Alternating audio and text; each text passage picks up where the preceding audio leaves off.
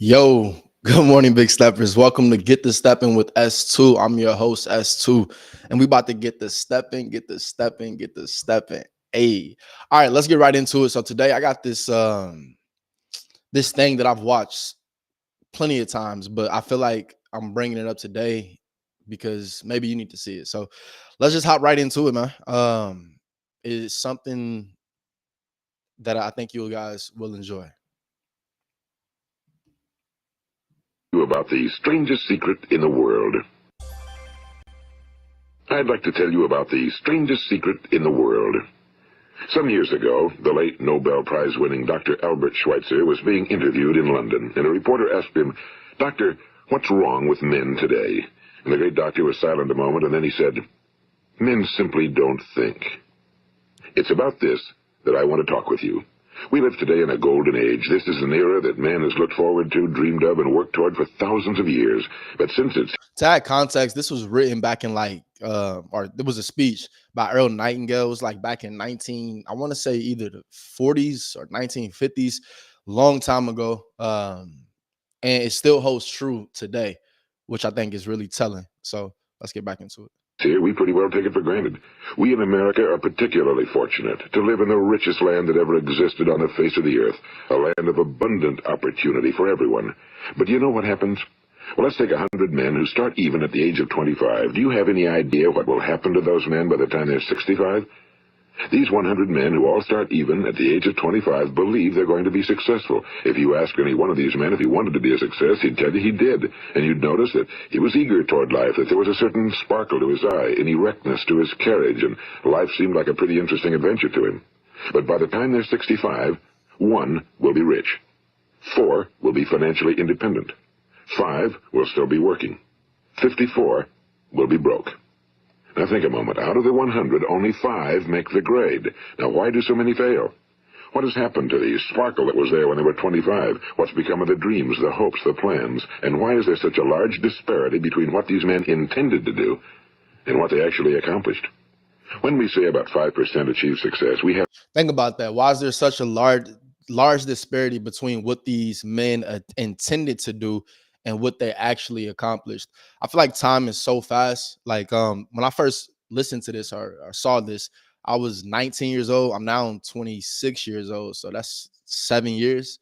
Um yeah, crazy. But that being said, I heard this quote that said like truth is timeless. So like truth is timeless, and like we know truth, but like our body feels the truth. So something like this, the reason why it's still relevant today is because it holds true. So let's get back into it. to define success. And here's the best definition I've ever been able to find. Success is the progressive realization of a worthy ideal. If a man is working toward a predetermined goal and knows where he's going, that man is a success. If he's not doing that, he's a failure. Success is the progressive realization of a worthy ideal. Rollo May, the distinguished psychiatrist, wrote a wonderful book called Man's Search for Himself. And in this book he says, the opposite of courage in our society is not cowardice. It is conformity. And there you have the trouble today. It's conformity, people acting like everyone else without knowing why, without knowing where they're going. Now think of it.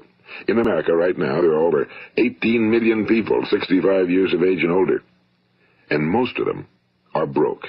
They're dependent on someone else for life's necessities. Now, we learn to read by the time we're 7. We learn to make a living by the time we're 25. Usually by that time, we're not only making a living, we're supporting a family. And yet by the time we're 65, we haven't learned how to become financially independent in the richest land that has ever been known. Why? We conform. And the trouble is that we're acting like the wrong percentage group, the 95 who don't succeed. Now, why do these people conform? Well, they really don't know. These people believe that their lives are shaped by circumstances, by things that happen to them, by exterior forces. Let's stay with that conformity fact for a second. I think is interesting because he spoke about how we conform and we act like the bottom percentage, like not the top 5%, but the bottom 90% or 95%. And when you think about conformity and like what that looks like in modern day era, leaders, people who think they are leaders still conform. I think all of us do in some sense of the word, right? And I think it takes a like just thinking about conformity in many ways. a lot of this stuff, man, it hits home, and it's a real thing. So when you think about conformity, that could look like if you want to, maybe go out, maybe you feel like you got to take more vacations because you see more people take vacations. Maybe you feel like you got to buy more new clothes. Maybe you feel like you have to, keep up with the appearances. Maybe you feel like you have to experience different things. Maybe it's so many different things, all for the sake of conformity, where it's like you're not really focusing and doing it because it's something you really want to do, but it's something you feel like you have to do. And not because it's something you feel like you have to do because it's something you really got to do, but just so you can, it's what's expected in this day and age, stuff like that. They're outer-directed people. A survey was made one time that covered a lot of men, working men, and these men were asked, why do you work? Why do you get up in the morning? 19 out of 20 had no idea. If you ask them, they'll say, well, everyone goes to work in the morning, and that's the reason they do it, because everyone else is doing it. Now let's get back to our definition of success. Who succeeds? The only person who succeeds is the person who is progressively realizing a worthy ideal. He's the person who says, I'm going to become this, and then begins to work toward that goal. I'll tell you who the successful people are. A success is the school teacher who's teaching school because that's what he or she wants to do. The success is the woman who's a wife and mother because she wanted to become a wife and mother and is doing a good job of it. The success is the man who runs the corner gas station because that was his dream. That's what he wanted to do. The success is the successful salesman who wants to become a top-notch salesman and grow and build with his organization. A success is anyone who is doing deliberately a predetermined job because that's what he decided to do deliberately. I think that's something in this modern day era, that's something that we really got to focus in on. I feel like because there's so many different ideas of success, and with so many people who may look at your life and look at you and feel like what you should be doing and what they feel like what should be a success in your life. Or maybe you're looking at somebody else's life and you're looking at their life and basing your idea of success on their life.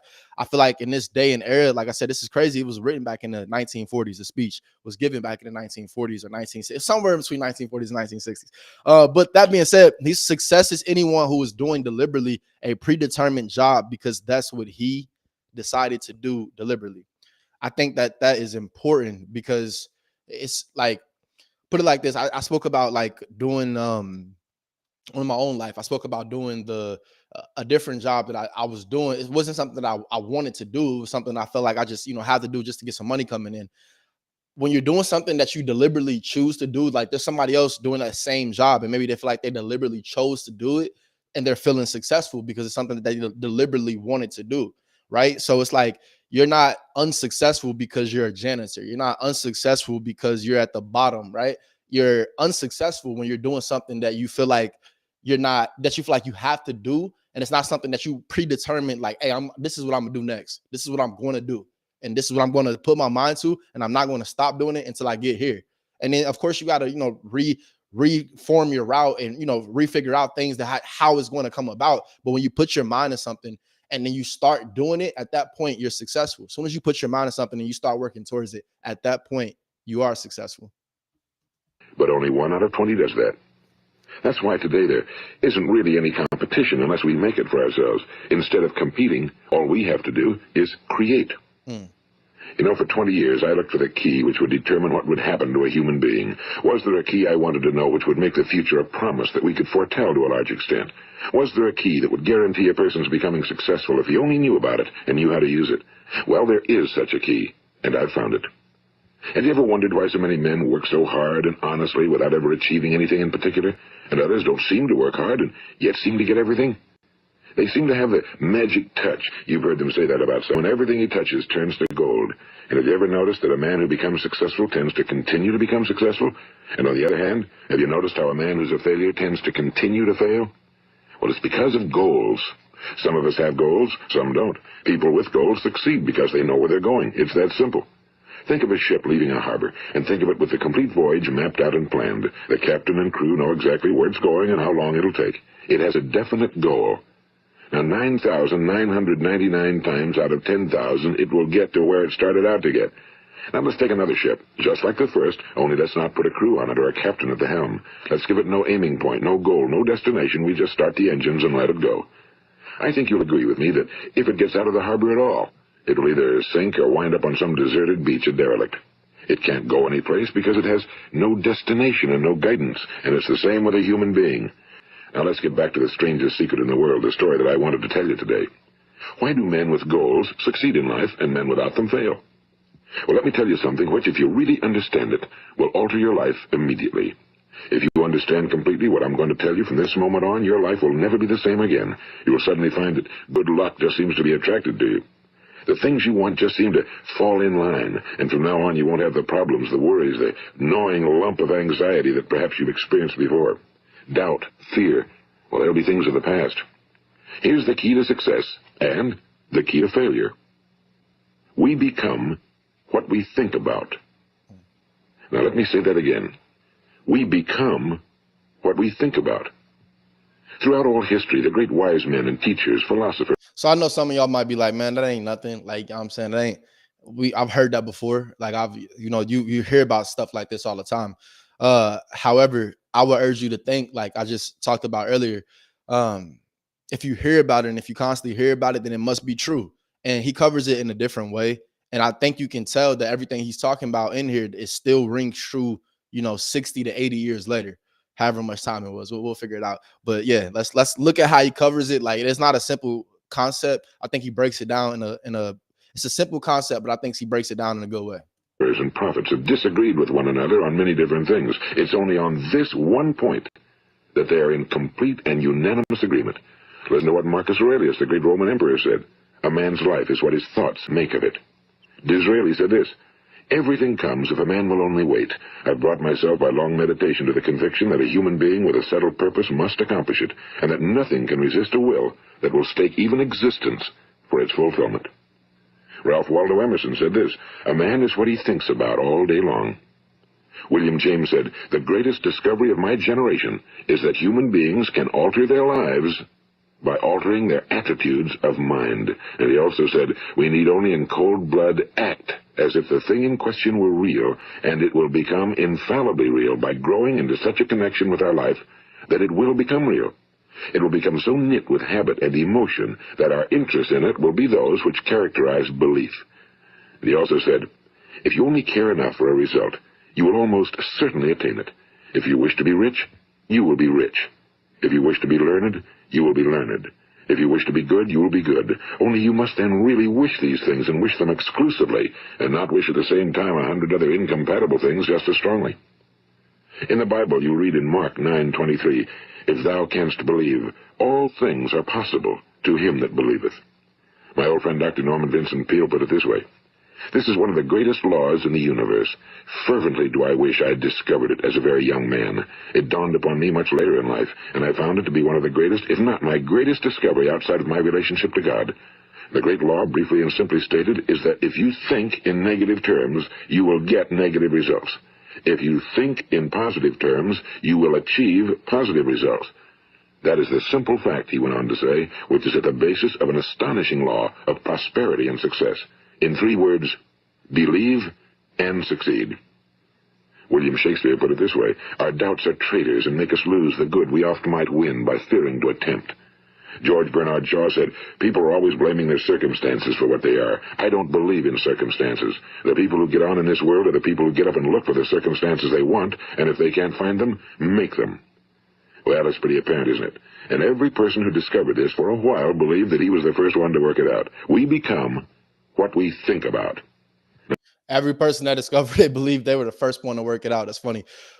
The way he covered that, we become what we think about. Like, I feel like, you hear that, people say, don't worry, don't stress, don't think negatively, be optimistic, think good thoughts. You hear these things, but it's like the importance of it. Like, why, right? Some people say it's just because, like, it'll make you feel good, which is true. And that is a reason in and of itself, just to think positively, because it'll make you feel good. But the other reason why it's important to think positively is because when you're thinking positively, you're attracting positive events into your life. Whereas if you're sitting back, like, you can think about one scenario, like the same exact scenario. If you're thinking about one scenario a negative way, being that, things won't work out in your favor, whereas somebody else is thinking like, hey, this is going to work in my favor, who do you think has the edge up, right? It's like something that you can't see. And it's like, that's the reason why it's easy to say, eat good food, right? You eat oranges, eat cucumbers, eat tomatoes, eat lettuce. you're going to eat those foods because you know and you've read and you believe and you see that these things make you feel better, and you see that you're intaking something that makes you feel better. You don't necessarily see how your thoughts affect you until you see these events that come in your life that produce more of those same negative thoughts. And I think that's the biggest thing that I've learned throughout my life. And even me just watching this, it's been a little second since I watched this, probably like a year or two.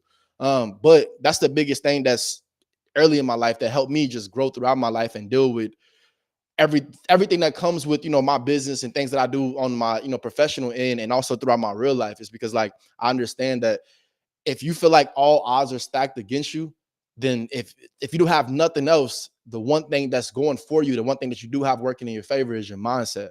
If you don't let your mindset work towards you, then you're working against yourself. Then why should it work out how you want it to work out? If you're also going to work against yourself, you got everything else that's working against you. You got everything else in the world that's already working against you. Then why sit back and say, man, I don't know if it's going to work out. I don't know. The better idea would be to just stop thinking about it completely. Just try to stop thinking about it. You can't like stop thinking because you have to supplement your thoughts, right? So start thinking about something else. Instead of thinking negatively, start thinking about something else as it pertains to stop thinking about that situation. When you stop thinking about it completely, then you at least release the resistance. When you keep thinking about it and you're thinking about it from a fear point of view, then you're attracting more fear for you to think about ultimately, right?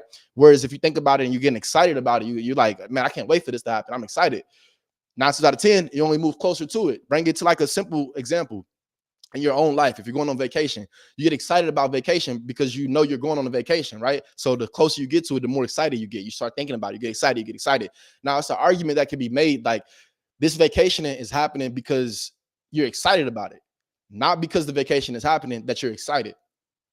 Think about that, right? Like that's the cause and effect idea. We only see that the vacation is happening because we know that the vacation is happening, but we don't consider that the vacation may be happening because we're thinking positively about it. Because before you booked the trip, before you paid for the hotel, before you bought the tickets, before you did any of that, you were thinking about going on vacation positively, which pushed you closer to your end goal. It's the same thing here. If you got a goal that's in mind and you're thinking about how excited you are to reach that goal, then you're going to get excited and you're going to move closer towards it. It may not be that your goal is already accomplished, but you're going to move closer towards it. Just like when you think about that trip that you're going to go on, you get excited the closer you get to being able to accomplish it. Think about your goals in that same fashion, things that you want to accomplish, things that you want to create. Get excited about it. Get excited that you're moving closer towards it, and don't be upset that it seems so far away. Those are two different things. Now, it stands to reason that a person who's thinking about a concrete and worthwhile goal is going to reach it, because that's what he's thinking about, and we become what we think about. Conversely, the man who has no goal, who doesn't know he's going, and whose thoughts must therefore be thoughts of confusion and anxiety and fear and worry, becomes what he thinks about. His life becomes one of frustration and fear and anxiety and worry. And if he thinks about nothing, he becomes nothing. Now, how does it work? Why do we become what we think about? Well, I'll tell you how it works as far as we know. Now, to do this, I want to tell you about a situation that parallels the human. And they like say, if you think about nothing, you become nothing. In reality, guys, think about it. Like throughout your day, you're thinking about something. Even like you tuning in. So, and by the way, thanks for tuning in. Hit the likes up button, thumbs up. Really helps the algorithm, helps us push out to more steppers around the world, right? With that being said, anytime you're doing something, 9 times out of 10, you're thinking. As I'm talking right now, I'm thinking. So it's just like, if you're going to think, then why not think thoughts that feel good? If you have nothing, you feel like you can't control anything else, right? Maybe you're trying to get a new job. Maybe you're trying to get a new contract. Maybe you're trying to get people to zoom into you. Like you can't control anything else that you feel like you can. Maybe you're trying to get more healthy. You want to be healthy tomorrow. You want a six pack tomorrow, right? You want all of these things to happen for you. And you feel like, how can it happen? Well, don't be the extra thing against yourself. Work for yourself, because I'm a firm believer, like that's what get the step in mean. Keep going. Even when you think you don't know what the next step is, keep going. The universe will meet you halfway. Get the stepping. Human mind. Suppose a farmer has some land, and it's good fertile land. Now, the land gives the farmer a choice. He may plant in that land whatever he chooses. The land doesn't care. Farmer, human mind. Suppose a farmer has some land, and it's good fertile land. Now, the land gives the farmer a choice. He may plant in that land whatever he chooses. The land doesn't care. It's up to the farmer to make the decision. Now remember, we're comparing the human mind with the land, because the mind, like the land, doesn't care what you plant in it. It will return what you plant, but it doesn't care what you plant. Now let's say that the farmer... That is like, that's the mind, just like the land. It doesn't care what you plant. You can plant weed, you can plant corn, you can plant, you know what I'm saying? Anything, mushrooms, you can plant tomatoes, anything you want, you can plant in the ground. But the bottom line is whatever you plant, you're going to get it back. Expect it to come back, right? When you plant crops, you expect that plant to grow. When you're taking care of your plants, when you're watering them, when you're feeding your plants, when you're making sure your plants get sunlight, when you're doing all these things, you're doing it because you expect that your plant will grow. It's the same thing with your mind, whether you recognize that or not, right? I had a plant not too long ago. I ended up over watering it, and then it got molded. And that was like my first plant, and I was like, damn, like maybe I'm not good at taking care of plants, but that's another subject. Anyway, the point being is that just like in life, when you think about something and you think about something so much, you're spoiling it. When you're thinking about it negatively, when you're oversaturating it, like think about it positively or let it go. When I say let it go, it's like at the point when you feel like you can't think about it positively anymore, then let it go. Think about something else. Replace your thoughts. You can't stop thinking. You're going to think. Farmer has two seeds in his hand. One is a seed of corn. The other is nightshade, a deadly poison. He digs two little holes in the earth and he plants both seeds, one corn, the other nightshade. He covers up the holes, waters, and takes care of the land, and what will happen? Invariably, the land will return what's planted. As it's written in the Bible, as ye sow, so shall ye reap. Now remember, the land doesn't care. It'll return poison in just as wonderful abundance as it will corn. So up come the two plants, one corn, one poison. Now the human mind is far more fertile, far more incredible and mysterious than the land, but it works the same way. It doesn't care what we plant. Success, failure. A concrete, worthwhile goal, or confusion. Misunderstanding, fear, anxiety, and so on. But what we plant, it must return to us. You see, the human mind is the last great unexplored continent on Earth. It contains riches beyond our wildest dreams. It will return anything we want to plant. Now, you might say, well, if that's true, why don't people use their minds more? Well, I think they figured out an answer to that one, too. Our mind comes as standard equipment at birth. It's free, and things that are given to us for nothing we place little value on. Things that we pay money for, we value. The paradox is that exactly the reverse is true. Everything that's really worthwhile in life came to us free. Our minds, our souls, our bodies, our hopes, our dreams, our ambitions, our intelligence, our love of family and children and friends and country, all these priceless possessions are free. But the things that cost us money are actually very cheap and can be replaced at any time. A good man can be completely wiped out and make another fortune. He can do that. Are you really grasping what he's saying right there? I'll be trying not to like keep stopping him, but are you grasping what he's saying right there? Like the best things in life that you really have, they came to you for free. The best things that you really have in life came to you for free. Your arms, your you know what I'm saying, your mind, your face, your body, your thoughts, all of these things, they come to you for free. And all these free things is what really creates you being able to buy or being able to, you know what I'm saying, invest your time and energy into all these other things. We don't really recognize that the best things in life to us really come for free until we get injured, until something bad happens to our body, and so our mental health isn't on point. All these things, then it's like, we recognize that, what you may have not taken full, what you may have not been really thankful for in the beginning is what ultimately matters in the end. When you're at the end on your deathbed, when you're about to die, you're thinking about how to be, ideally, or maybe you're thinking about how to live longer, especially when you die, right? If you're dying, like you're thinking about how to live longer. You're not thinking about, what's coming on Netflix. You're not thinking about what's the next iPhone coming out. Where can you go get some food? Like that's the last thing on your mind. You're thinking about how can you walk. You're thinking about how do you be able to breathe. You're thinking about if you want to be able to see your family. Thinking about what your family's going to be doing in the next 5-10 years while you're not there anymore. Simple stuff like this is when you recognize that how important it is to be able to really control the things that we do get for free. Because we do get them for free means that we can value them the most and we can take the best care of it, right? You can take the best care of your health. You can't take the best care of your car if you feel like you got negative things going on in your mind, right? It's that whole idea that it starts up there. If you're thinking positively, then you're going to think about the things that you can control when you're thinking positively. When you're thinking negatively, then you're going to become worried and overcome with the things that you feel like you can't control. And that's the difference. Several times. Even if our home burns down, we can rebuild it. But the things we got for nothing, we can never replace. The human mind isn't used because we take it for granted. Familiarity breeds contempt. It can do any kind of job we assign to it, but generally speaking, we use it for little jobs instead of big important ones. Universities have proved that most of us are operating on about 10% or less of our abilities. So decide now, what is it you want? Plant your goal in your mind. It's the most important decision you'll ever make in your entire life. What is it you want? Do you want to be an outstanding salesman? A better worker at your particular job? Do you want to go places in your company? In your community? Do you want to get rich? All you've got to do is plant that seed in your mind, care for it, work steadily toward your goal, and it will become a reality. It not only will, there's no way that it cannot. You see, that's a law, like the laws of Sir Isaac Newton, the laws of gravity. If you get on top of a building and jump off, you'll always go down. You'll never go up, and it's the same with all the other laws of nature. They always work. They're inflexible. Think about your goal in a relaxed, positive way. Picture yourself in your mind's eye as having already achieved this goal. See yourself doing the things you will be doing. So I understand, like, a lot of this stuff right here just sounds really cliche. It's like, sit back and just think about you achieving your goal and just sit back and it'll happen and da da da. No, I don't work like that. And even in my own life, I'm a positive person, but I get to my stances of being like, damn, why hasn't this happened yet? Why hasn't this happened yet? I'm just blessed enough to understand that yet means so much more than the weight that we give it, right? So often we be really caught up in the fact that something hasn't happened yet, and we look at that yet negatively, which is why we feel upset, which is why we feel worried, which is why we feel anxiety.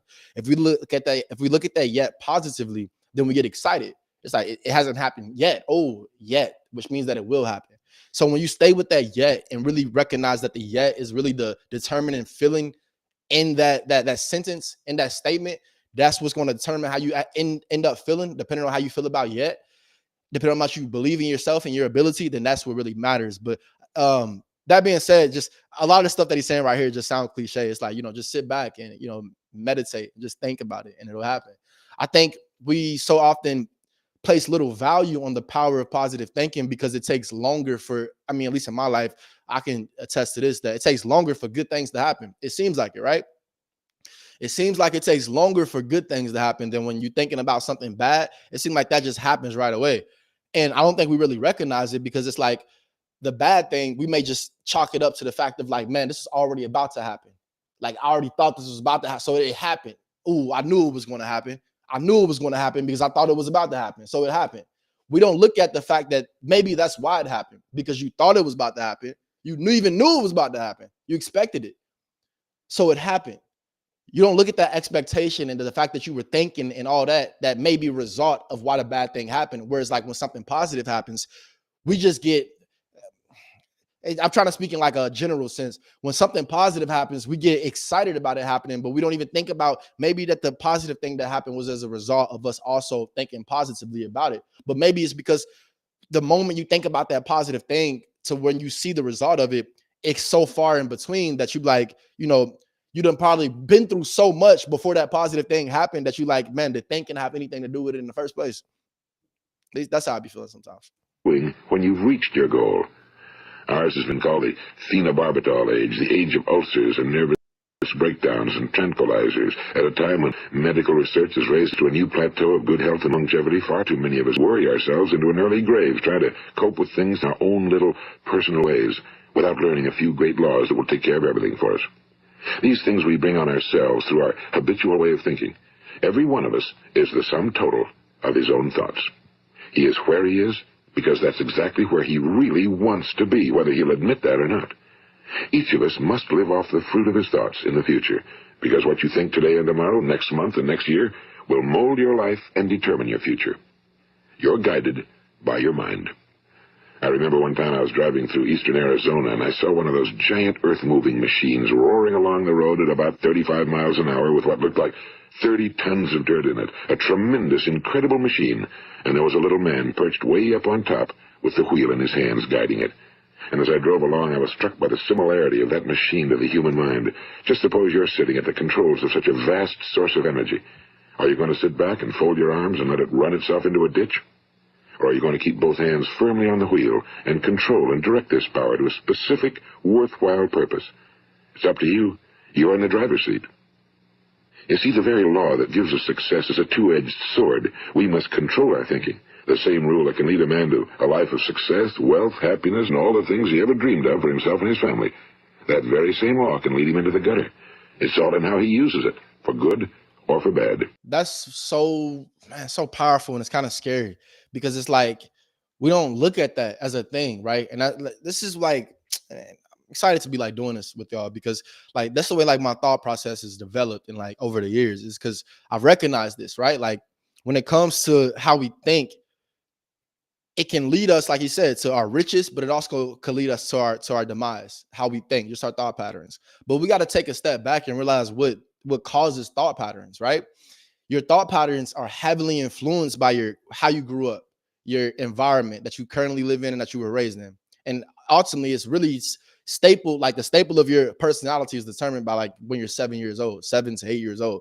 From 0 to 7 to 8, that's pretty much who you're going to be. Your thought process, your values, and all that has already been developed and installed in you. And now, the only thing it's going to do is one thing: more traits are going to grow bigger than others. But now you think different ways because of how you were raised. That being said, though, it's why somebody who's raised in a different environment, or a family that has a generation of wealth, or whatever these things may be, it's why all these outside circumstances are really so important. It's why it's really important in my eyes for people to even be bringing this kind of information to you watching this, is because when you knowing this, the sooner you can get this information, the sooner you can apply it, right?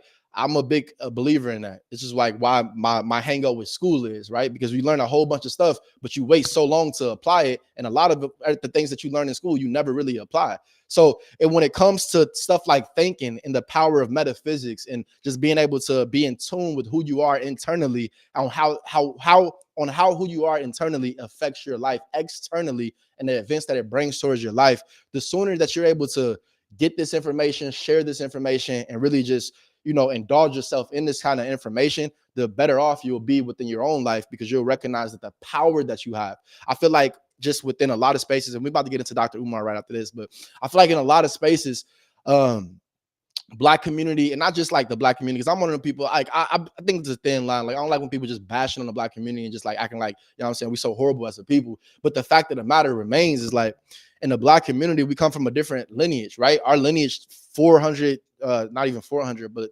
100 years ago, you know, we were being separated just by the color of our skin, being, picked on and being, belittled and demised, or all these bad things just by the color of our skin. So our thought process is going to be different than somebody who's wasn't treated that way just by the color of their skin, who was given more opportunities 50, 60, 70 years ago, whereas a lot of the Black community, our opportunities really developed within the last 60 years. And when you really sit back and really sit on it, because a lot of the things that we did develop, it got destroyed. So when you think about why maybe some groups of people are better off than others, you have to take into account the power of the mind and why our mind thinks this way. What does our lineage entail? Not just, how you were raised, but go back to what you're installed in, right? It's like a kid that's grown up in a war environment.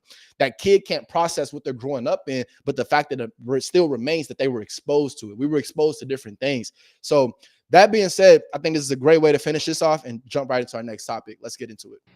This is the strangest secret in the world. Never give up on a dream just because of the time it would take to accomplish it. The time will pass anyway, bro. That's so real. Like I said, I've been on my journey since 19 years old. I, dropped out of college, quit playing college football like 18, 19. And football is my whole life. But that being said, the biggest thing that I'm grateful for and thankful for is that, for one, I started with the creative side of things, the time that I did, but also the fact that I've understood throughout my life that I'm going to accomplish something when I put my mind to it. And you don't have to hold me accountable. I hold myself accountable.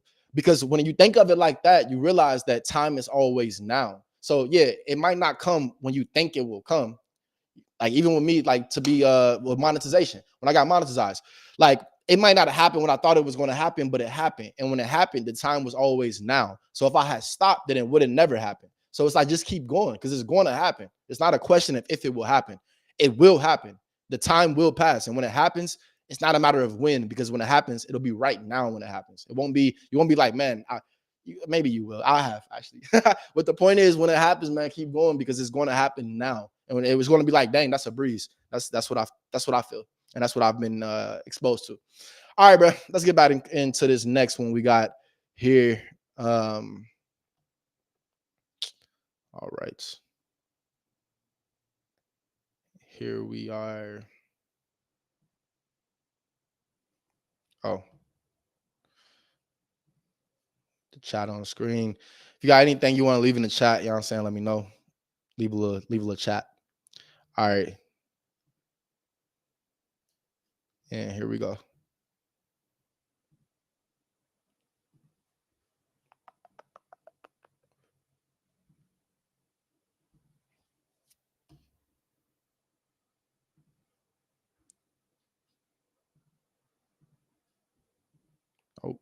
Oh, 1 second, Big Steppers. All right, this next segment is the state of the culture segment.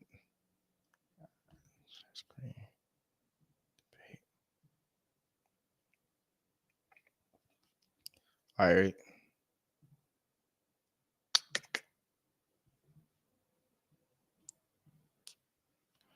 So this was Dr. Umar talking about the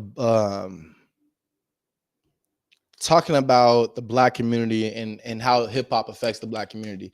I want to take a look at this. Not gonna spend too much time on it. We got this, and then we're gonna go through the I should have did this in the beginning, excuse me. We got the state of the culture, then we're gonna finish off with do they like us segment of things. All right. So this right here we go. As you can tell, I was not created by GoDaddy Arrow. It uses then the relatives that they're most closest with, they're going to pull in one by one.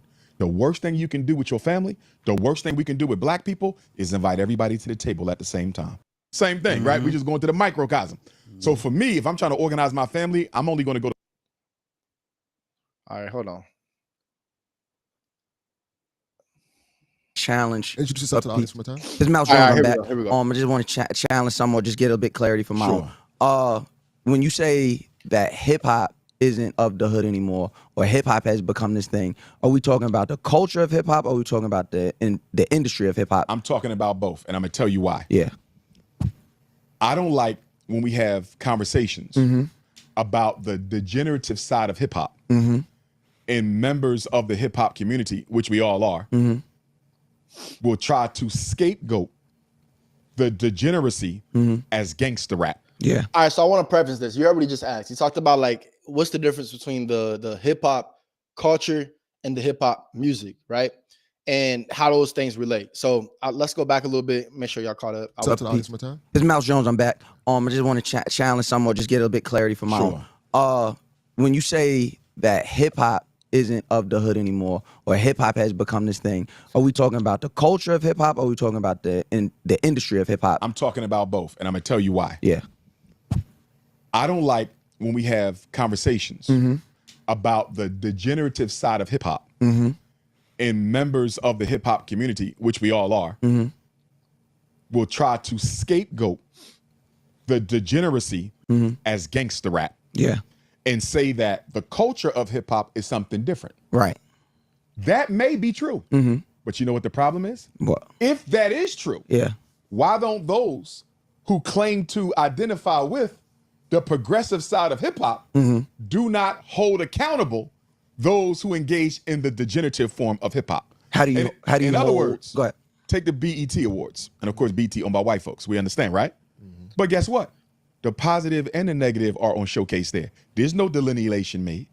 On all the hip hop platforms, the positive and the negative are on display. There's no delineation there. So if we want to make a delineation between what is hip hop and what is not, we got to do it more than in the conversation with Dr. Umar.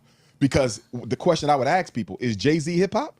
Yes. Most people say yes. Well, look at the content of his music. Isn't that degenerate? Is Notorious B.I.G. hip hop? Look at the content of his music. Okay, so this is why I'm with you. Yeah. You see what I'm saying? So we can't call a kettle black on Monday and red on Tuesday.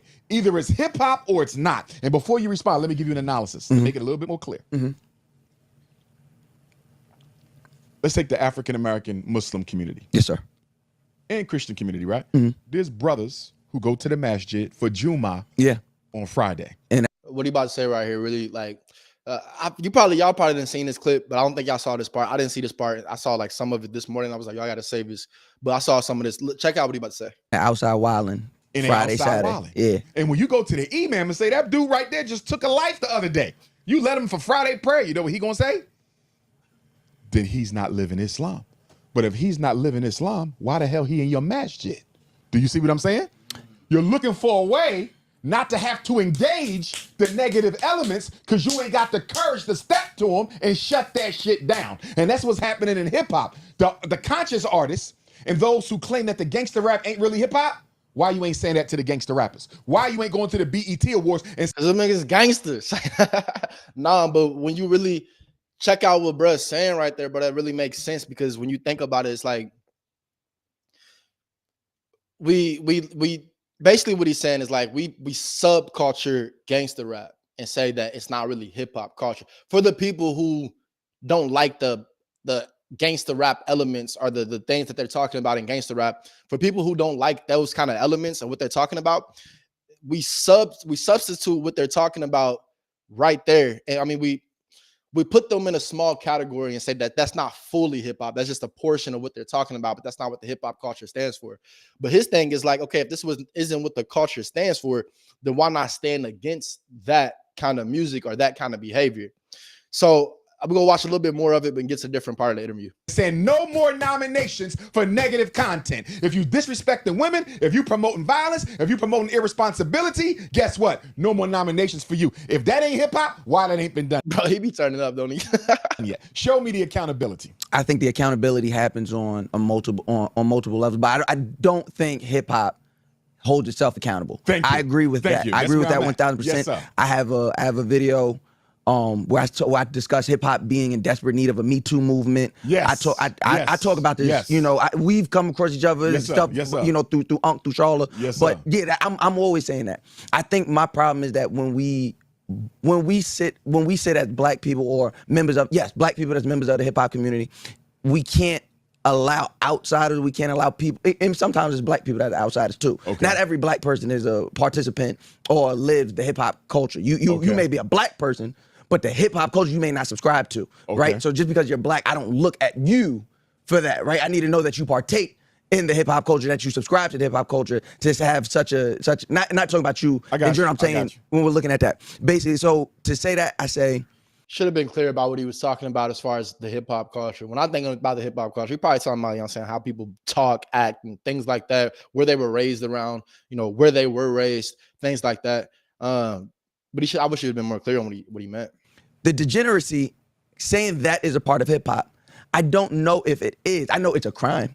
I know that it is a byproduct of, most times it's a byproduct of poor, of being Boy, reaching right here, though. You can tell you're reaching. poor and growing up in poor, underprivileged communities. Like you said, you're a political scientist. I know you've seen it. All the studies show that it's not a. Yo, thanks for tuning in. You tuned in. I see we got a couple on YouTube and a few on Facebook. Thank y'all. Leave us a like button. Leave us a little like. You know what I'm saying? Appreciate it. Black crime problem. That crime is is when opportunity meets underserved communities. That's why when they talk about. All right, this boy is reaching too hard right now. He ain't said nothing. Let's go ahead and this is the part right here. This is the part where Umar basically says hip hop ain't did nothing for the black community within the last 50 years. And like we talked about, it's the difference because, all right, let's go. Not a real benefit. I would disagree. How I would disagree with you, but I cannot. Why? Accountable for letting it go on. Yes, we would have to hold see what I'm saying? But that doesn't mean allowing the advancement. What was the economic advancement of Black America because of hip hop? School right now, you're talking to a man who saved more black children from the school to prison pipeline than any black man ever. 5, it goes Jay-Z, it goes Rocky. Idol worshipers. But we can't hold the kids accountable if no one's guiding the them. entire culture accountable for letting it go on. Yes, we would have to hold see what I'm saying? But that doesn't mean allowing jobs in the fashion. Black people what was going on. But that's not. Yo, I'm trying to find this damn point. Billionaires. It's like right here. Allowing about successful people. They talk about building institutions and saving kids. No. That if that's not what they're experiencing.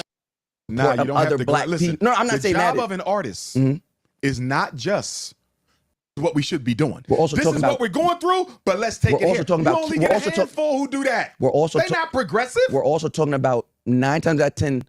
We're also talking about kids. We're talking about young people who come straight from poverty into right there. We just found the problem. What did I just say? We are idle. Telling everybody he black. When we talk about Jay, Jay's not rapping about. He's not rapping about being. Yo, you want to know the key to fixing and flipping? Don't fix and flip. Instead, be the fuck the gangster shit. Future talks the gangster shit. Who then 21 Savage talks the gangster. Most times it's a byproduct of gangster rap ain't really hip hop. Why you ain't saying that to the gangster rappers? Why you ain't going to the beat? Sometimes it's there are poor people, where there are not opportunities, where opportunities are far and few between, right? So That's not rain. is it? Yeah, that is. Go ahead, bro. Oh yeah. Shout out to the hustle over everything. So that's what I would say. I don't know that the degeneracy is a part of his. Yo, he had a smaller clip. I think this is it. All right, here you go. What has been the sum benefit All right, to black people of here. 50 years of We here. hip hop? Outside of economic advancement, What was the economic advancement of Black America because of hip hop? it's the biggest export. Everybody in the black community. I'm gonna ask you again. Yes, sir. How did Black America benefit from 50 years of hip hop? And don't give me individual rappers. That's called tokenism and bourgeoisie. I won't give you tokenism. I will give you benefited as a people from hip hop. advancements in fashion. How? Fashion? That's No, nothing. That boy was definitely. He just said black people benefited from hip hop from advancements in fashion, bro. Can't let you have that. That one I can't let you have We don't that. control fashion.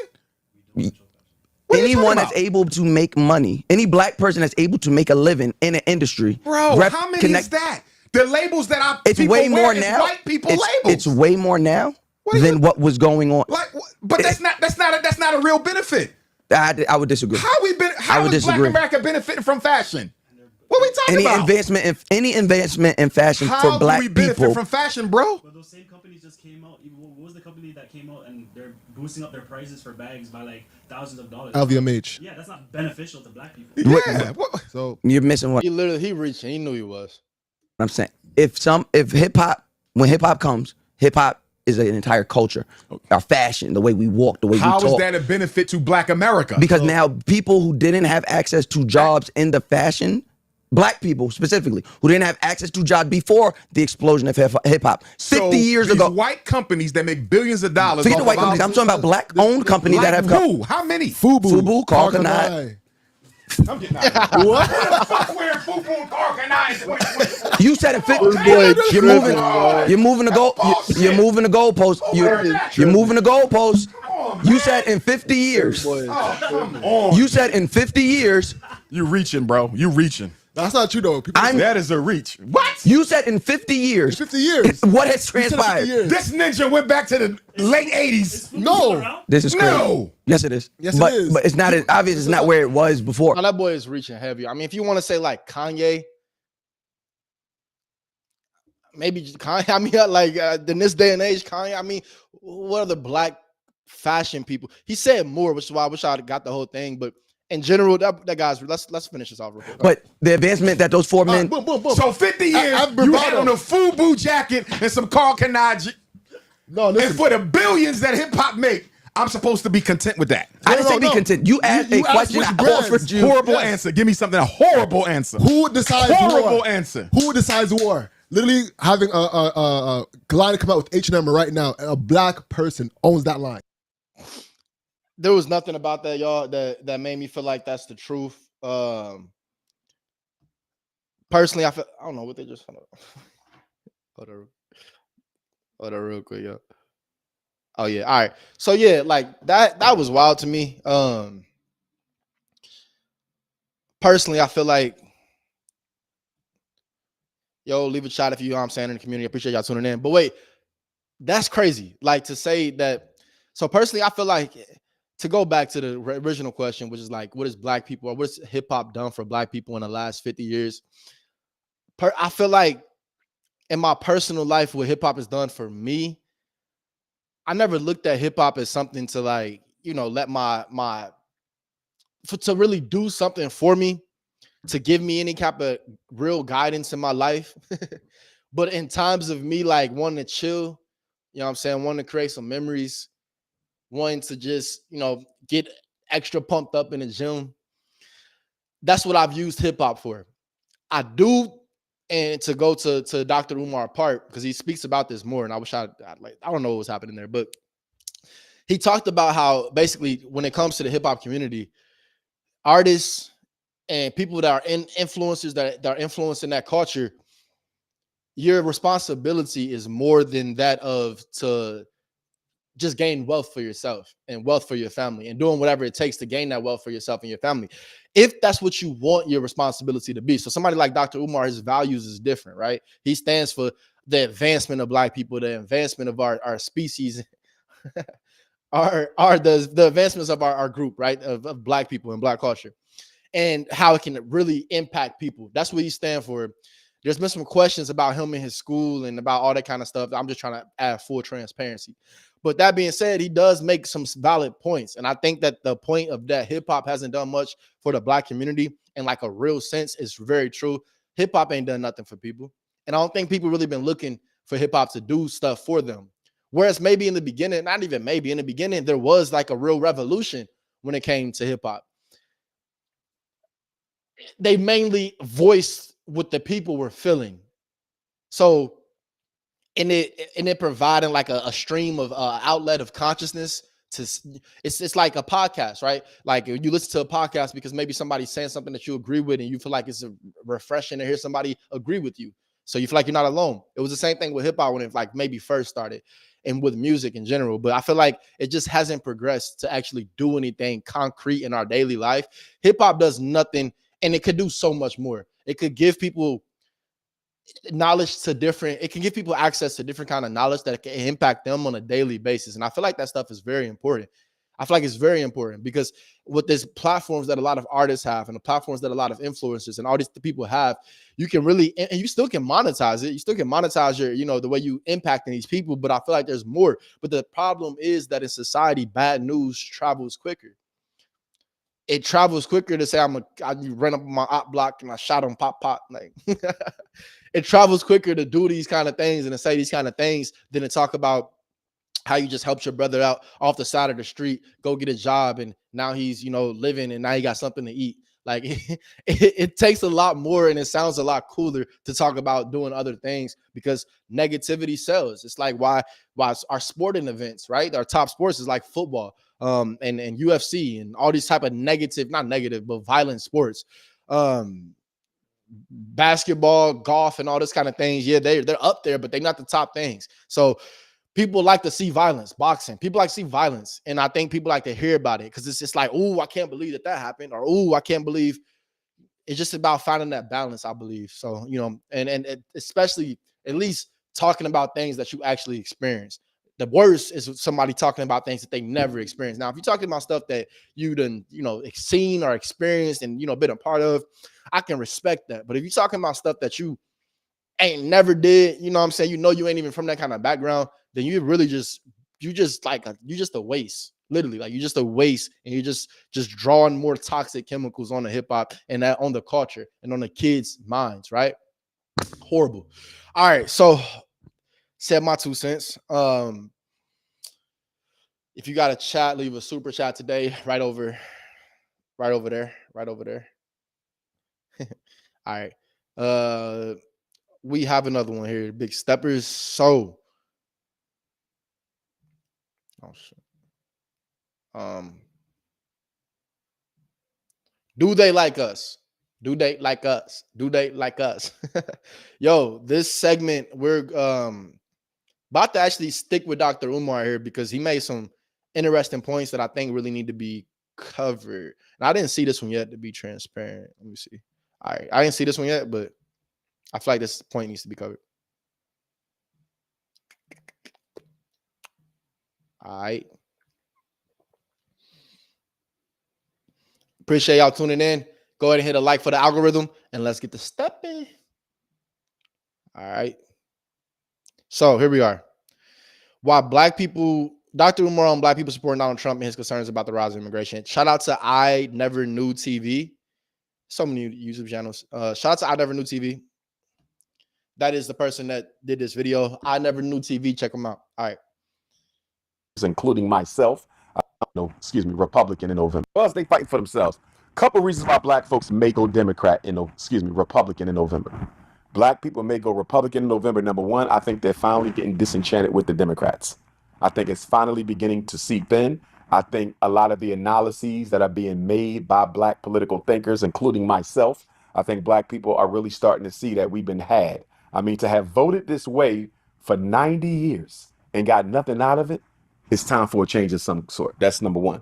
Number two, I think a lot of Black people are attracted to Donald. When you talk about getting nothing out of it, I remember when Barack Obama became president back in 2008, And I remember 4 years later when he was no longer, or I guess 8 years later, but I remember questioning about 2 years from when he was first nominated.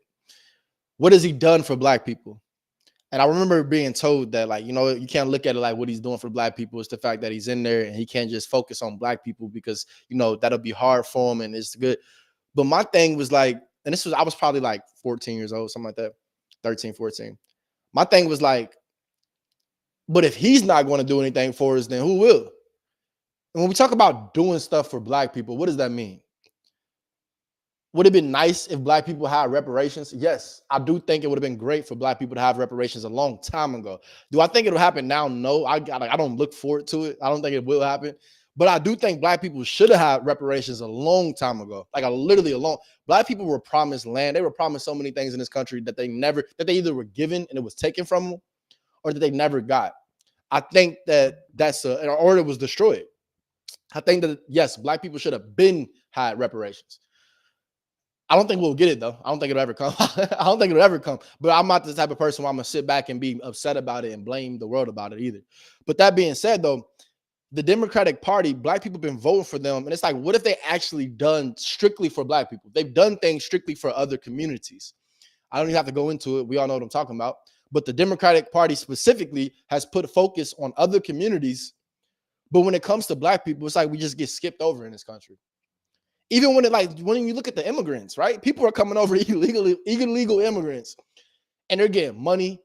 They're getting basically what some would say is the equivalent of reparations in this modern era. I'm happy with the bill that they did not approve in California, where they were talking about giving immigrants $150,000 worth of down payment on a house.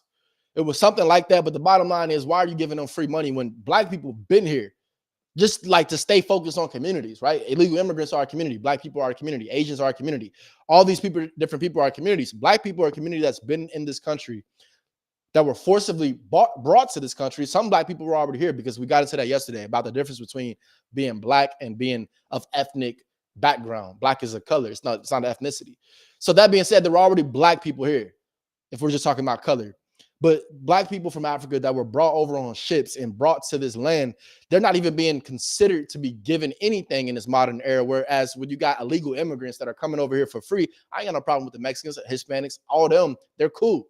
It ain't even just Mexicans and Hispanics. It's a lot of people that are coming in this country illegally, and now people are giving them free money, housing, food, all these things that were given and promised to black people that they got taken away from them, destroyed, or never were given in the first place. That right there is part of my plight when it comes to the Democratic Party. Black people have supported specifically the Democratic Party over 90 years. And not one time have they given us anything exclusive to black people. And some people may be like, well, why do you need this because you're black? Or why do you need, that's like identity politics, right? Why do you need this because you're black? Why do you need this just because you're black? Just because of what you're in? I went through a primarily white school, so I heard so many things like that growing up. I still can support Republicans and all these different things because I'm not, I would say, bitter on things, but the reality of the situation does still remain. Black people were treated unfairly, and have white people and other races have had a larger head start when it comes to building wealth and building their mindset and building all these other things. Whereas black people, they've been nothing but pushed down by the same government that we look forward to voting for. So when it comes to the Democratic Party, why are black people voting for them when they've been given nothing? All the things I just explained. We were supposed to be given land so long ago. We were supposed to be given so many different things so long ago, just off the premise of us being black and just off the premise of the struggle that we endured. I think that was fair. It never happened. So my focus is, why are black people still voting Democrat? Why? If you're going to go, you only got two parties to vote for. One promised all these things, they never did. One, I mean, they're both are founded upon racism, if we're just being real. The Democratic and Republican Party are both founded upon racism. This country is founded upon racism. That's the reality of the situation. So therefore, in a modern era, when we're trying to move past that, why has a Democratic Party who has always had the black support said, hey, yo, I appreciate y'all supporting us. Here's how we want to support you. They never have. They don't plan to. They never will. They skip right over us and went right to the immigrants. Do what you want to do. This is why I say the presidential election doesn't really affect your personal life. The more important thing is to be about your personal life. This government, these people, the Kamala Harris, the Donald Trumps, they don't. I won't say like they care about the advancement of the country, but they don't care about you on a personal level. That's you got to distinguish between the two. Trump's unapologetic disposition. 90 years and got nothing out of it by black political thinkers, including myself. I think black people are really starting to see that we've been had. I mean, to have voted this way for 90 years and got nothing out of it, it's time for a change of some sort. That's number one. Number two, I think a lot of black people are attracted to Donald Trump's unapologetic disposition. He's very unapologetic. He don't go off cue cards. Big step. Completely different from Barack Obama and Joe Biden. You follow me? For a lot of black people, even though he's a racist, he's a breath of fresh air because he says what he wants to say. The entertainment aspect of Donald Trump. I want to just pause it right there because you might wonder if I agree that Trump is a racist. I don't believe that he is a racist, but at the same time, bro, you never know. And I respect Trump enough. Anytime that he's ever spoke his mind, he spoke his mind. Like, you know what I'm saying? He just spoke his mind. I respect that enough. A lot of these people, we don't know what they really feel, what they really thinking. You know what I'm saying? Like, they ain't really, yeah. And then I can judge you based on your actions. Barack Obama was a black president that did nothing for the black community. There's nothing to be debated. That happened. Is winning blacks. Number three, Donald Trump claims to care about the economic state of black America, which he doesn't. But he's openly saying, I'm going to do something about the economics in the black community. He said that the first term, it ain't do nothing, right? So he's not going to do nothing, but he's speaking directly to black America where Joe Biden is not. And I think that's why he's going to carry a lot of votes, especially black men. Especially black men, because what is the black man's biggest issue? Earning money. Biden ain't even talking about it. So I do think that Donald Trump, for the first time in almost 100 years, he may carry the black vote. Now, I'm still not voting for neither one of them. And the reason why is they're both racist. Neither one has a track record of helping black folks. I like Dr. Umar, bro. No, I don't mess with neither one of them. But so I don't agree with everything Umar says. But when it comes to I mean, I never looked for the government to do anything for me on an individual level when it comes to me because I'm black. Like I said, it'd be nice if it happened, but I feel like that on an individual level that a Donald Trump or a Kamala Harris, now not Joe Biden, a Kamala Harris or a Donald Trump, the way that they can help black people or help people in general, but I feel like there has to be a focus put on black people. You feel what I'm saying? Like with Kanye with the All Lives Matter thing, right? I agree, all lives do matter. I didn't care that Kanye wore that shirt. Black Lives Matter sounded good, but what they stood for doesn't really account for what what we thought it meant. They don't really stand for that. What I'm saying is here, it'd be great if we got a loan or a grant for black business owners, or just because they have that stuff now, right? They already do minority business loans, whatever. But what I'm saying is it would have been nice, just like how they had stimulus checks or stimulus packages, like just hit people. If you're black and you're under 30, here's some money for you. I feel like that would have been dope. So some people, this may seem outlandish, like why even expect things like that, right? But the fact of the matter is, yes, that would help black people a lot. Now, the way money flows is that they say when you give all the money out, it goes to the top 10% anyway. It goes back in the hands of the people that it belonged to. If it didn't belong to you, it won't stay with you. That's something interesting to think about when it comes to money. Joe Biden got this migrant crisis coming in where he's basically trying to wash out the black with the brown, and they are making headway. To see him take care of people who are not even citizens, while we got homeless blacks, disabled blacks out there, veterans who not get what they're supposed to, I can't support that crap. To watch him take care of the Native Americans and the homosexuals and the Asian hate bill and all this, and billions to Ukraine and billions to Israel, and not do nothing for me, he can't get my vote. But when I look at Trump, I look at the fact that he signed more death warrants, federal death warrants, his last term than any president since slavery. And when I look at the fact that he wants to give the police complete immunity, they're killing us now. Once they get complete immunity, you can't even question what they do. I ain't gonna cap. I don't know what he mean by the death warrants or the police immunity thing. I feel like I don't know if that was a full. At the end of the day, we don't know what's gonna happen with the whole Trump stuff until it happens, right? If that were the case, if he were to really give them full immunity, which I don't think that's the case. I think there was like some kind of thing in there. I don't think that's the case. But if that were to be the case, then that's messed up. Like that's real messed up. Like you talking like people dying now. Like if you were to get full immunity, I feel like that's not the way to go. But I don't think that's what's happening. I don't think that's it. You know how many black folks are going to die on these streets? So for me, I have very strong, compelling reasons to not vote for either, and I don't have a good reason to vote for either. So neither one of them get my vote. I'll probably vote for one of my ancestors or something. The thing I don't understand with the politics, man, is like, we understand the game, right? But the promises they make, you don't have to have the greatest intellectual capability to understand they can't deliver. Anyone with $10,000 or more in credit card debt or personal loans may qualify for help from National Debt Relief.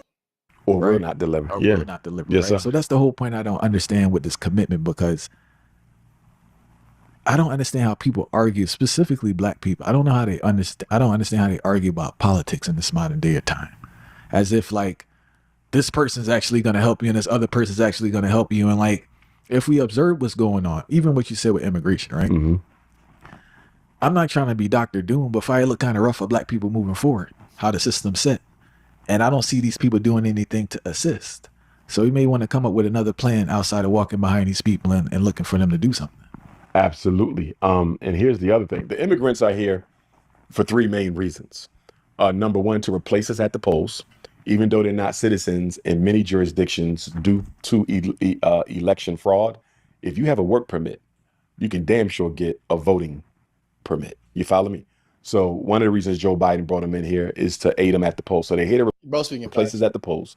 They're here to replace us in the labor market. They're going to take all of the low industry jobs. Remember when Trump said black jobs and everybody got upset? And then Umar came in and cleared it up. I won't go into that, but Umar came in and cleared up what he meant by black jobs. I think that was, your Walmart, your McDonald's, your grass cutters, your floor sweepers. They're going to take all that, so it won't be none left for blacks. They started taking them already. Yeah. Yeah. And bro, I'm just speaking real. Like when I go to Walmart, and this ain't no, like, I'm just speaking real. When I go to Walmart, and like I like to go to Walmart sometimes in the morning, sometimes at night. When I go in my times, they're either stocking or arranging shelves.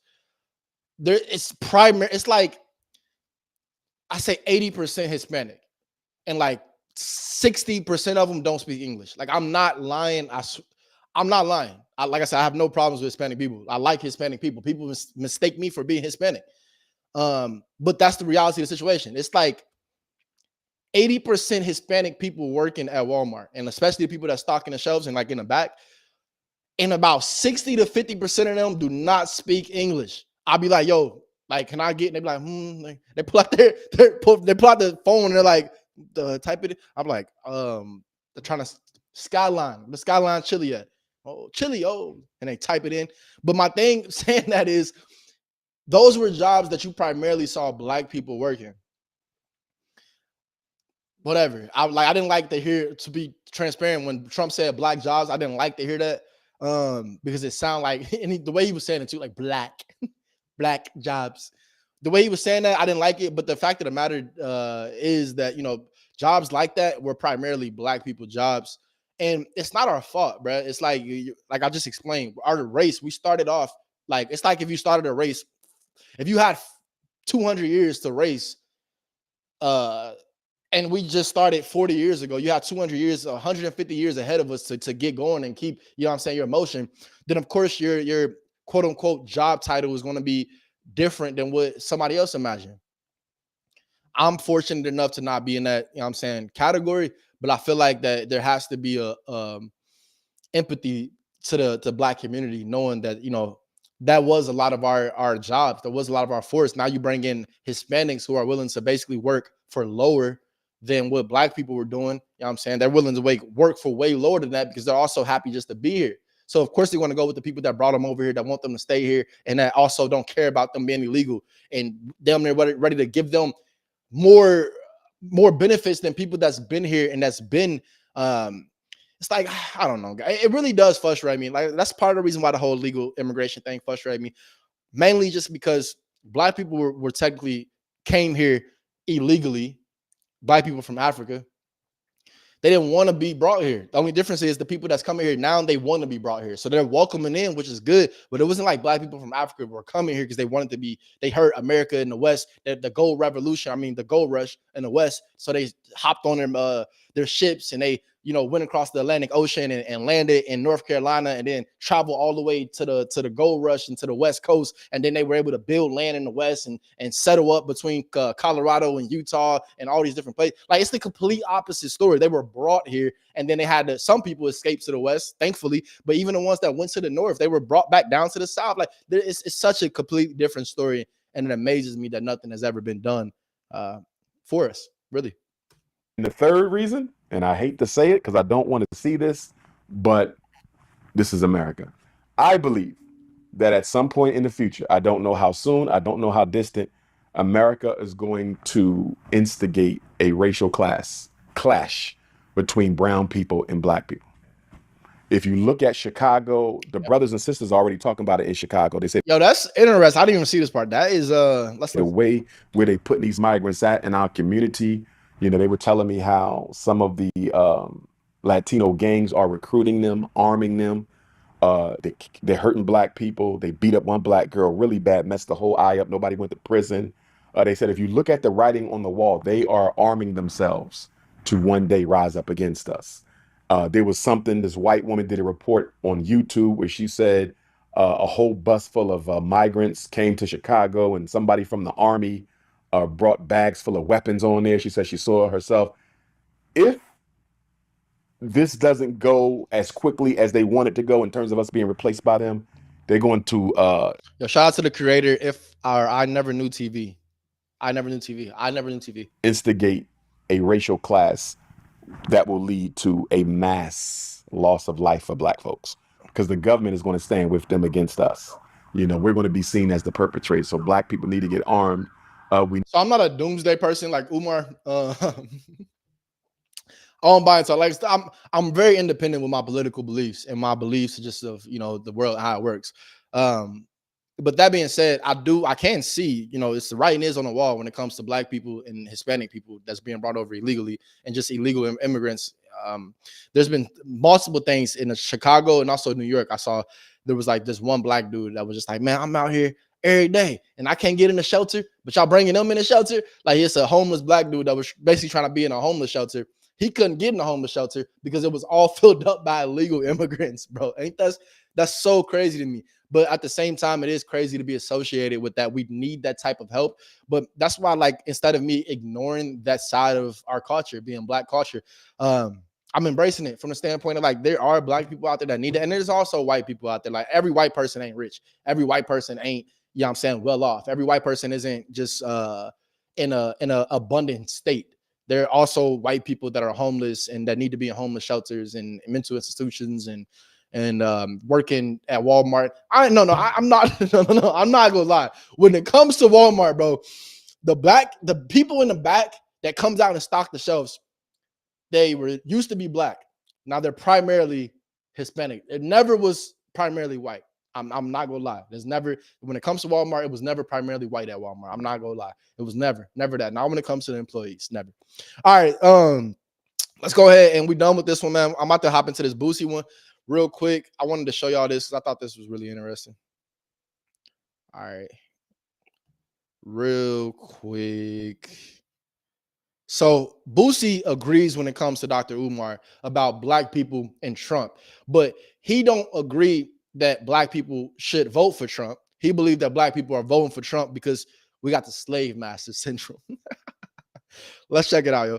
All right. Here we go. Trump recently had a rally and he got, a gun. They're saying that gunshots went off. This is actually happening while we're talking. Oh, okay. And recently, Umar Johnson was on Breakfast Club. Yeah. And he said that blacks who like Trump appreciate all you steppers tuning in. You know what I'm saying? I see we got a few on YouTube and a few on Facebook. Please leave a like. Please leave a like for the algorithm. Thank you. From slave master and white Jesus syndrome. Yeah. You agreed. Trump suffer from slave master. Yeah. And he said that blacks who like Trump suffer from slave master and white Jesus syndrome. Yeah. You agreed. Somewhat. somewhat. Explain why.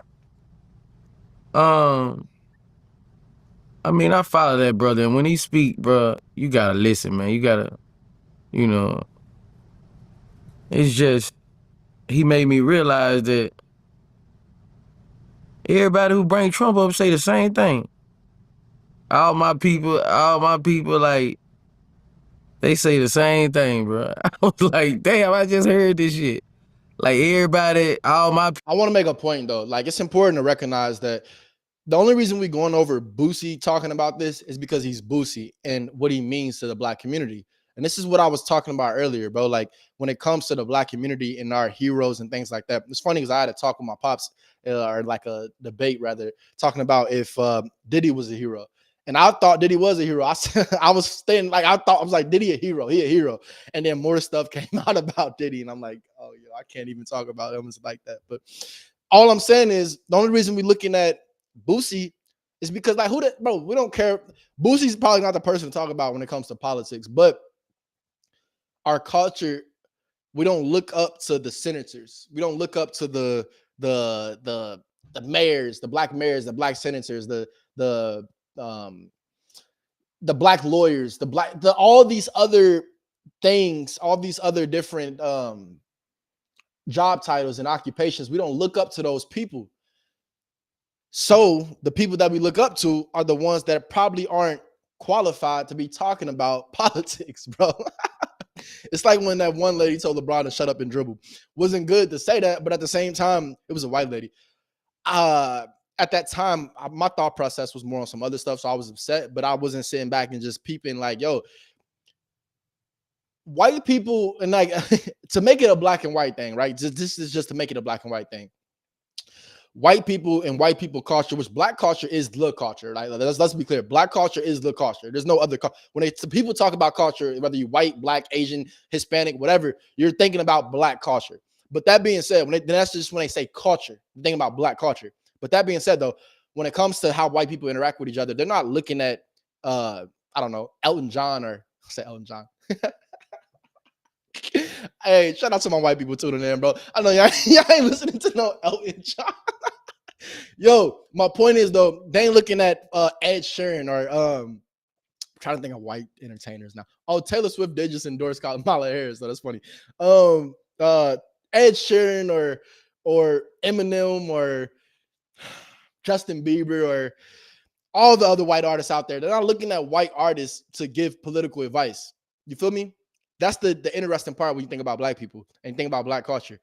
Us as people and as a culture, we look at the Boosies, the Kendricks, the Meek Mills, the J. Cole's, all these different artists as someone to speak about when it comes to black culture, when it comes to culture in general, as in culture, not just in what you're wearing and how you're dressing. And that's why I was laughing at the one dude earlier talking about dressing, but also your values and how you conduct yourself and what's considered cool and what's not cool.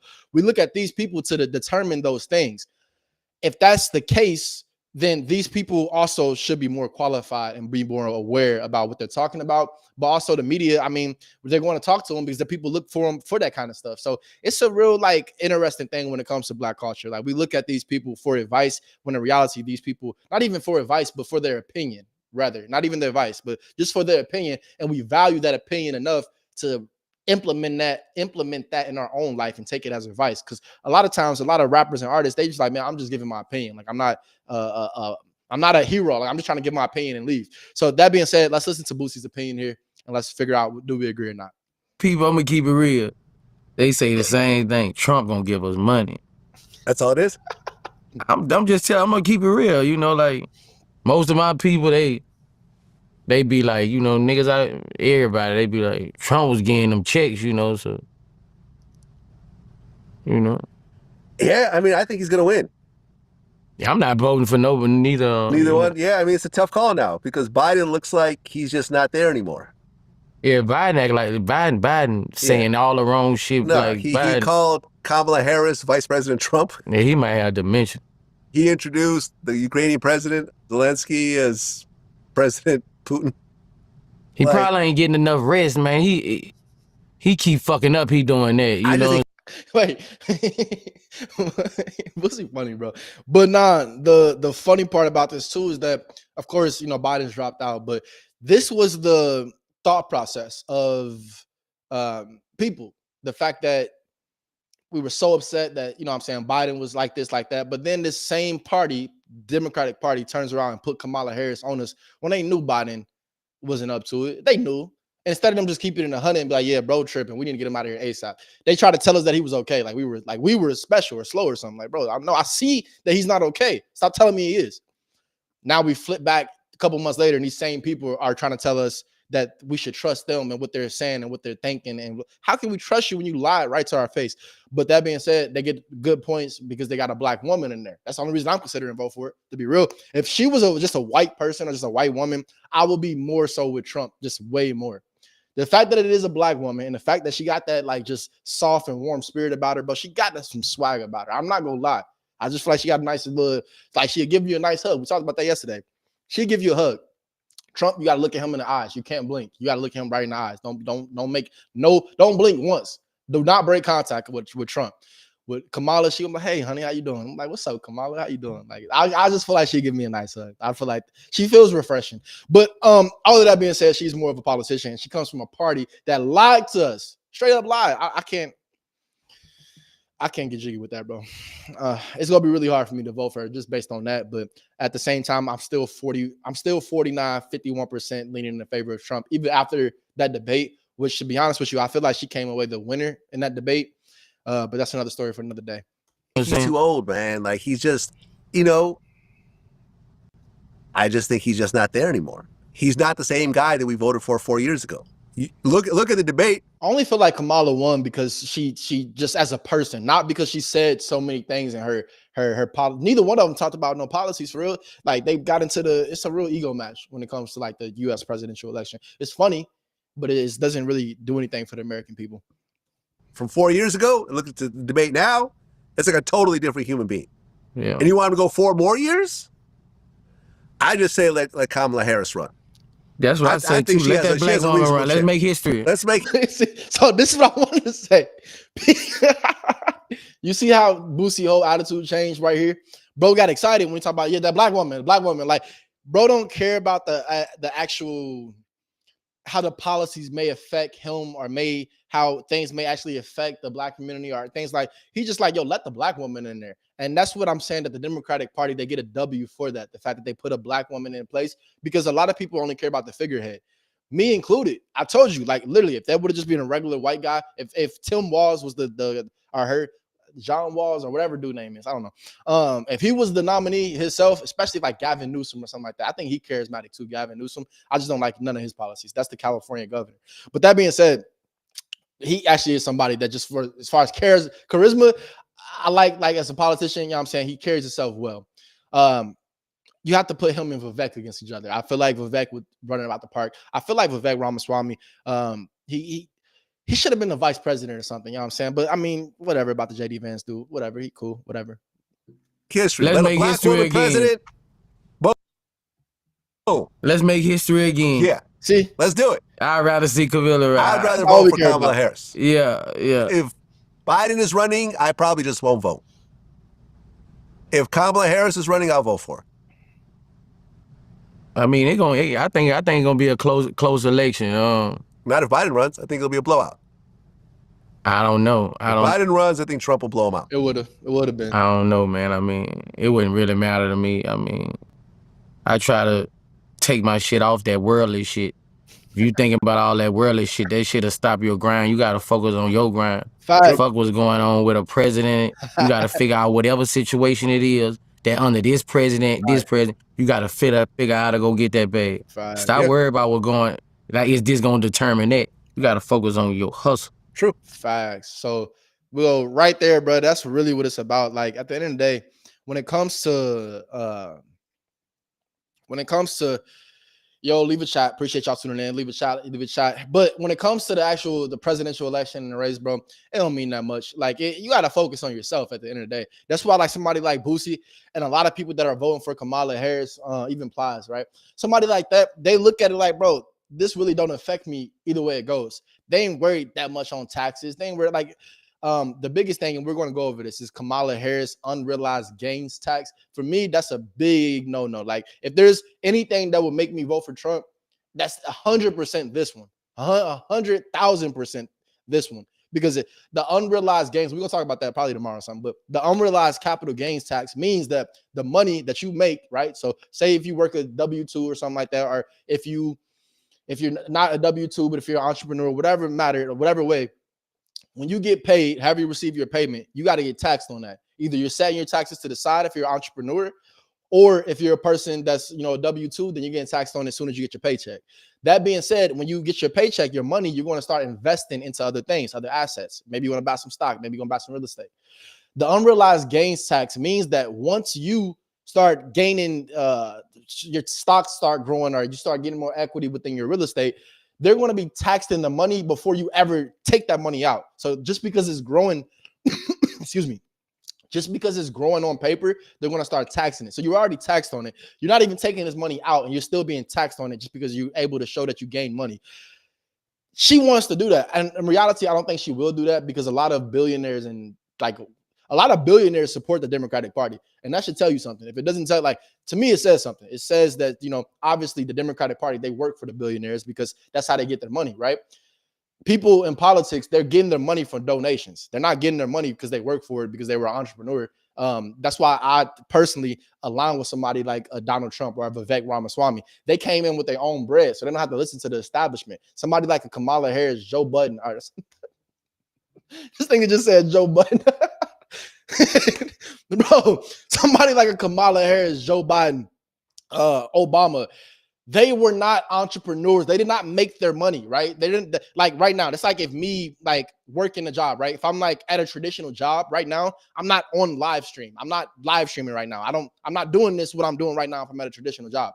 The fact that I'm able to create my own circumstances, in a way, I'm able to do different things. It's the same thing when it comes to the establishment, between your establishment politicians, where when you have your non-establishment politicians, your Vivek Ramaswamy, your Donald Trumps, they can work outside the realms. Whereas that if I'm at a job right now and if I'm doing media, I'm doing exactly what they tell me to do because I'm also getting paid for it. You feel me?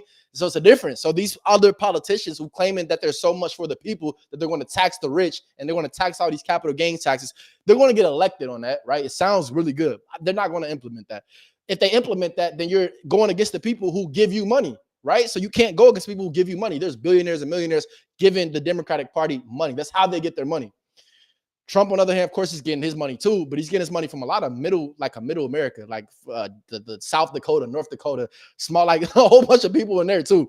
But also because he actually has a business to run, a business to operate. That's a complete different mindset. Your mindset is going to be more independent when you're getting your money from your own doings. You want to go operate differently than when you're going to be doing that same exact thing, right? They're doing the same exact thing, but they're going to do it differently because now Kamala Harris has to answer to the Joe Biden. She got to answer to Joe Biden. I don't care what you're talking about. Joe Biden gave her that spot. Bro, go still be involved somewhere. I don't care what you're talking about. But that being said, that she has to answer to these big donors, the George Soros of the world, right? George Soros, you probably know who he is. When he controls a lot of things, but he's heavily been associated with the Democratic Party. Why would somebody that's a billionaire be associated with more taxes? Guys, it's this stuff gets deep, bro. It gets deep. But yo, I appreciate y'all tuning in, man. If you haven't already, leave a like for the algorithm. This has been a great episode of Get the Stepping with S2. I'm your host, S2. And until next time, as always, get the stepping, get the stepping, get the stepping. Hey.